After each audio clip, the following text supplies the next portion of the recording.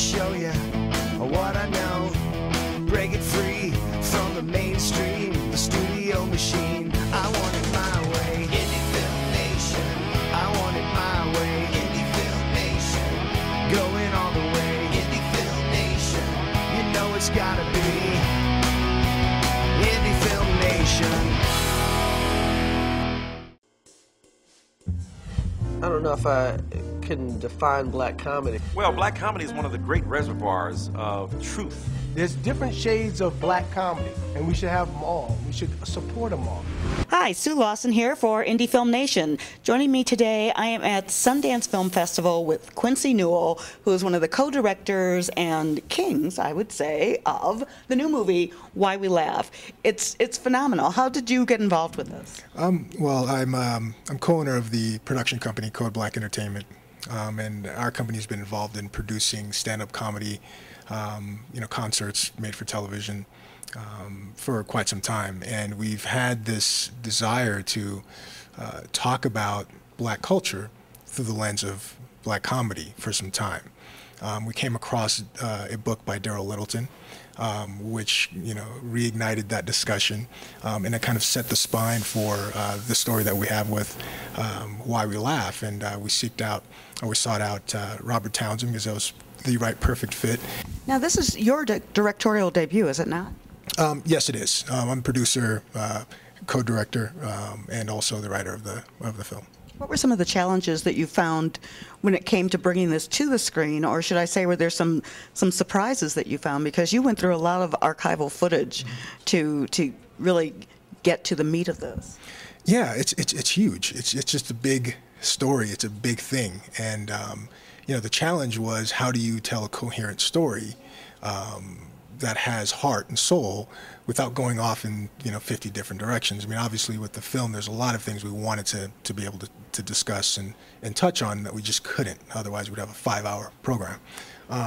So we, the challenge was to be able to kind of restrain yourself from going off on tangents. But there's so much material and there's so much rich history and so much rich culture. It really gave us a lot to work with. Were there particular portions that touched you more than, I won't say more than others, but that surprised you when you were going through the old footage? Right. I mean, one of the things that really struck me is, that I didn't know. There's Stephen Fetchit, who's an actor in the black and white film days. That I'd like to pretend that I don't know who he is, that I'm not that old, but no, you're like 15, right? Oh, I'm loving him. Quincy's my new best friend. And from all accounts, he was looked upon as this bumbling, character. This fool of character, throughout his film career. But one thing that was really interesting was that, and what most people didn't know, and I didn't know, was that he was also a journalist for the Chicago Defender, which was the top black newspaper of that time. And he was a highly literate individual, but his character was the complete opposite. So that was something that was, kind of really shed light on, how dynamic we as a people are, and also what the times forced you to do. Now I'm going to ask you very quickly about the tech specs as well. What did you shoot on, and what did you post on when it came to this? Ooh, that's a good one. Well, we shot on we had a Vericam, and we wanted everything to be HD, but we were dealing with so many different mediums. With archival footage, we had a couple of interviews that were shot in standard def because we didn't think we were gonna go in the complete HD direction. So we basically took all the footage that we had. We up-resed everything to its highest quality. And as you'll see when you watch the film, there's some stuff that you just can't restore because there's the original source was just terrible. But our process really was to get the material that wasn't HD, shot in HD originally, to its highest possible quality, so that we have a really stunning visual to the film. Because for us, it was really important that aesthetically the film looked good and was entertaining in that way versus just being able to tell a story. Now that you've stepped, I'm not going to say in front of the camera, though now you are, but now that you've stepped into a new role, that as being a co-director, is it something that you are likely to continue with? It's, I have an interest. I'm, first and foremost a business person.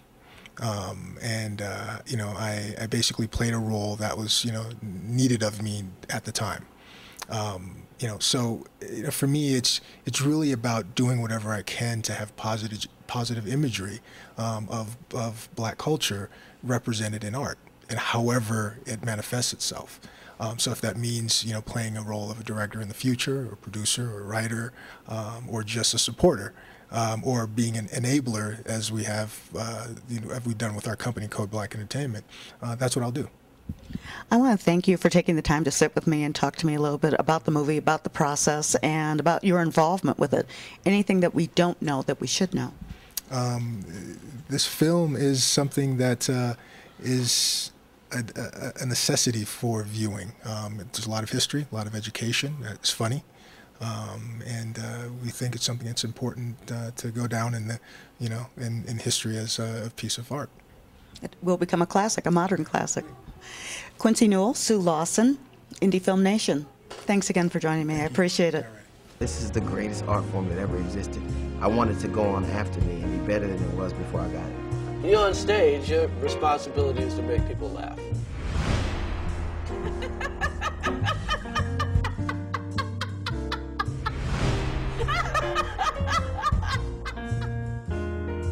And joining me now is the ever-stellar Robert Townsend, who is producer and director and comedian and actor and everything. I mean, he is... Indie Film Nation. Indie Film Nation. That's what I'm talking about here. Today, we're here at Sundance, and Robert was everything, pretty much, on the new film, Why We Laugh. And I wanted to talk to you a little bit about that. How did you get involved? A good friend of mine, Daryl Littleton, wrote a book called Why We Laugh, Black Comedians on Black Comedy. And he put the book together, and then he gave his book to Code Black. Code Black said, we want to make this into a documentary, and then they called me. And that's how it all came together. What were some of the challenges or surprises that you faced when it came to this? The thing for me is that not so much surprises, because I'm a student of comedy, so I know the history. So I think it was just more the love and outpouring that came from all the comedians, from Bill Cosby to Chris Rock to the Wayans, everybody that showed up to do an interview to support this film. I think that, to me, was just a lot of love. And this film, this documentary, really is a love letter to all the great comedians, past and present. Now, this is not a big budget by Hollywood standards film. This is still kind of a moderately budgeted independent film. Were there challenges that you faced with getting everybody to come out and support this? No, I don't think there were any challenges to get people to support. I think, it was really the research and getting into the archival stuff, because we deal with and talk about the blackface comedians, Burt Williams, who was, at the top of his game, that had to wear blackface. And so finding that archival footage on him was probably one of the hardest things, and Moms Mabley and a lot of the different comedians, we had to find their footage. And so I think that was probably, the hardest thing. But that comes with the territory of a documentary research. We were talking about this being rather a universal, it's going to have universal appeal. It's not just black comedy. Daryl was pointing out that it's comedy. It's comedy, and comedy done well is comedy, no matter how you... Exactly. Though it's black comedians on black comedy and different politicians talking about it, it's really about a voice and a community that, found a voice through comedy. And sometimes, like, we talk about Richard Pryor, and Richard Pryor, he was the civil rights movement in one man. I mean, Richard, said a lot of funny stuff and used profanity and what have you, but then he said stuff that had this powerful social commentary. He talked about race relations. He talked about relationships. He talked about life like no one had ever seen it, but Richard came from a childhood of a lot of pain. I mean, he grew up in a house of prostitution, and his mom was a prostitute. So he had a lot, and yet through that, he found humor and he found light. And so this documentary celebrates, the voice, because it's, when they say Why We Laugh, it's not so much based on, there's pain in there, but then there's joy in there, and there's a lot of hope in there. So it's a celebration all the way around. So what's next for you? I have a new web series that I just finished that will premiere on the 27th of January called Diary of a Single Mom. It's for a nonprofit called One Economy out of Washington, D.C. Our honorary chair is Barack Obama, and it airs on PIC.TV, PIC TV. It stars Monica Calhoun, Billy D. Williams, Richard Roundtree, and my brother from the Five Heartbeats, Leon. Wonderful. Thanks so much for joining us. I really appreciate it. Robert Townsend, Sue Lawson, Indie Film Nation. Thanks. You're watching Robert Townsend on Indie Film Nation. I gotta go. They're starting my screening. Peace. Who wrote the book? The book on which we should probably name the name of the book. We should name the name of the book. Black Comedians on Black Comedy. Black Comedians on Black Comedy, on which the film Why We Laugh was based. Daryl, how did you get involved with this project? Actually, I wrote the book back in 2006, and it published November. And then I was approached by Code Black, and they said, we want to option it. It's a good book. Well, we really want to do something with this. And that's how I got involved with the documentary. So I did lion's share of the interviews and wrote a lot of the script for it, and it is based on the book, Black Comedians on Black Comedy. Black Comedians on Black Comedy by Daryl Littleton. How did you, what was the genesis for it to begin with? What prompted you? I've been a comedian now. This is my 20th year in comedy, and I noticed a lot of comics, like Robin Harris in particular, are kind of getting lost in the mix as time goes on. And as opposed to having that happen, I felt it was time to chronicle all the comedians from 1619 all the way to up until current day, so you can see where we started, so you understand where we are right now. How did we get from there to here? Well, we started off as slaves. So the first thing slaves did was make fun of their masters as soon as they got off the boat. The ones that didn't jump off on the way over decided, hey, let's make fun of the masters. And that's how the minstrel era got to be, because the masters thought the slaves were actually acting like they normally act. They didn't know they were making fun of the master, so they went out and put on blackface and started making fun of the slaves, and that's how the whole minstrel thing got to be the whole blackface. Now, how do you see comedy progressing as we keep moving forward? This is a great year because with a new president, a new agenda for the country, I think comedy is going to get smarter. I don't think it's going to be as dumb as it's been lately because we had a dumb president. Just one? Yeah. Well, we've had a string of them. What is your favorite type of comedy? Is there something in particular that you really gravitate to? I'm not a snob when it comes to comedy. I just like good comedy. If you're a funny physical comic, I'm with you all the way. If you have something insightful to say, but I just don't like comics who try to go over their head. If you're not smart enough to talk about what's going on with the Dow Jones Industrial, don't. So for a comedian, they need to know their strengths and play to that. And are you, in your mind, the people that have been, that we're touching upon with Why We Laugh, are those the ones who are kind of top of their game that way? Yeah. Comedy is organic. You have to know who you are, and really, you have to know what makes people laugh at you. And those are the best comics. I will mention Robin Harris again. He was great because you could talk to him off stage, and then they would call his name, he'd go on stage and be the same guy. He never missed a beat on that. So that's purely funny. You lived your comedy. What else should we know about either Daryl Littleton or the book or the movie? Well, what you should know about Daryl Littleton is this is 2009, like Barack Obama. I'm coming, and I intend to do a lot of different things this year. The book and the documentary are just the start of those. As far as black comedy in general, like I say, I do think it's going to get smarter. And with the new president, I think the agenda is going to be on a more positive versus a degradation type of level. Do you feel that this particular comedy, that black comedy, is universal? Is it the type of thing that you're going to be able to appreciate it no matter where you are in the world? And obviously, it is definitely crossing race lines too, is it not? Right, because black comedy is not necessarily done by just black people. It's more of a form of comedy which is a little more raw edge, a little more reality based. In other words, if Clarence Thomas did black comedy, is it black comedy? I'm going to stop on that one because it's a good one. I'm going to stop on that one. Nothing in the history of this planet will ever equal the movement that we had out here. We automatically designated black comedians for one major role, and that is help us to laugh, to keep from crying. We weren't able to laugh at the condition we faced then and the conditions we face now, I think we'd go nuts. Because it's the mantra, it's our legacy. I'm joining again Daryl Littleton, who wrote the book, Black Comedians on Black Comedy, for which the movie that premiered here at Sundance, Why We Laugh, premiered here at Sundance. We spoke with Daryl before, but I had a chance to catch up with him again. And there's a very short clip in the movie that features Barack Obama.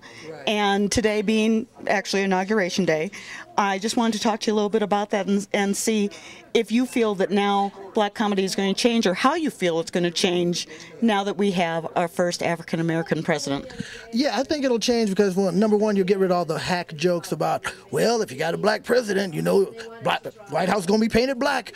All the rooms going to be filled, you know, fried chicken and watermelon on the, you know, all that stuff will now end. And actually, I think black comedy will get a lot smarter, a lot more clever, because your president is a lot more clever. The press corps now has to address him a lot differently than he did Bush.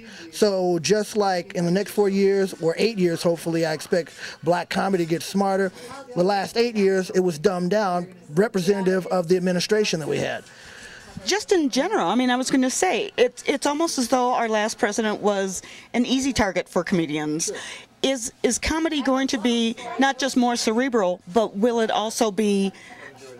be more of a challenge to get a joke or to make a joke about this? Well, from a comedian standpoint, John McCain would have been the way to go. I almost wanted to vote for him for my own profession, okay, because comedy is like tragedy in reverse. You know, you really don't need comedians if you're really happy. So that's why I wanted to vote for John McCain, because I knew he could keep the sadness going and the chaos and all that, and life would be miserable. More money for you that way. Exactly. I'm trying to keep my job, okay? Sarah Palin was great. I mean, because, come on, I have a toenail smarter than Sarah Palin. So John McCain would have been better for us as comedians, but Barack is going to make it a smarter landscape. And what you're going to find out is a lot of the comics that now, who a lot of people are kind of questioning, like, are they really funny? You're going to find out if they're really funny, because now you have to use your brain. You can't attack him on, well, he got big ears. You're going to do that for 8 years? Really? That's the joke? He's got big ears? You have to go beyond that. So me personally, I'll probably be attacked at the administration, people's perceptions of him, and I think the smarter comics will find different angles to attack the administration and the presidency, because we still got to talk about him.